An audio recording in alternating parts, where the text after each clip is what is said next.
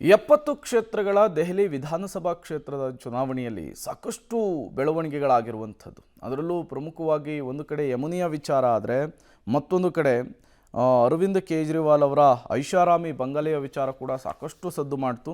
Common man CM ಅಂತ ಹೇಳಿ ಹೆಸರು ಗಳಿಸಿದಂತಹ ಅರವಿಂದ್ ಕೇಜ್ರಿವಾಲ್ಗೆ ಐಷಾರಾಮಿ ಬಂಗಲೆಯ ವಿವಾದ ಸುತ್ತಿಕೊಳ್ತು. ಮುಖ್ಯಮಂತ್ರಿಗಳ ಅಧಿಕೃತ ನಿವಾಸ ಶಿಶ್ ಮಹಲ್ ನಿರ್ಮಾಣ ಚುನಾವಣಾ ಸಮಯದಲ್ಲಿ ಭಾರೀ ಸದ್ದು ಮಾಡ್ತು.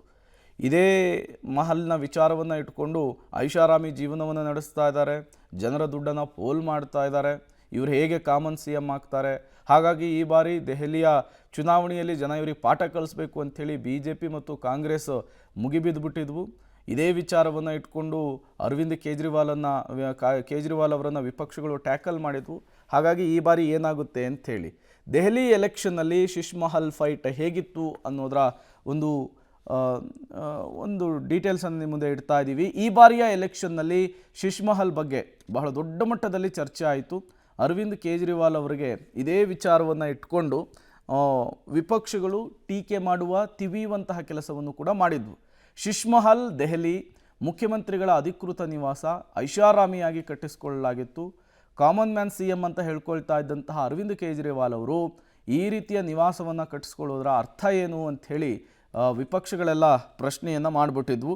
ಶಿಶ್ ಮಹಲ್ ನಿರ್ಮಾಣಕ್ಕೆ ಒಂದಲ್ಲ ಎರಡಲ್ಲ ಬರೋಬ್ಬರಿ 30 ಕೋಟಿ ರೂಪಾಯಿ ಖರ್ಚಾಗಿದೆ ಅನ್ನುವಂತಹ ಆರೋಪವನ್ನು BJP ಮತ್ತು ಕಾಂಗ್ರೆಸ್ ಮಾಡಿರುವಂಥದ್ದು.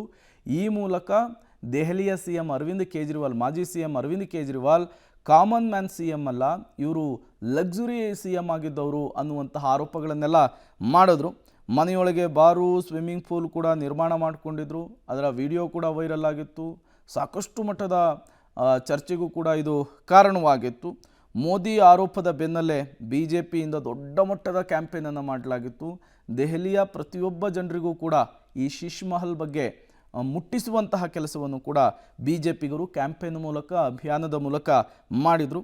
ಮಾಧ್ಯಮಗಳಿಗೆ ಸತ್ಯದರ್ಶನಕ್ಕೆ ಮುಂದಾದರೂ ಕೂಡ ರಾಜ್ಯಪಾಲರು ಅದಕ್ಕೆ ಅವಕಾಶವನ್ನು ಕೊಡಲಿಲ್ಲ.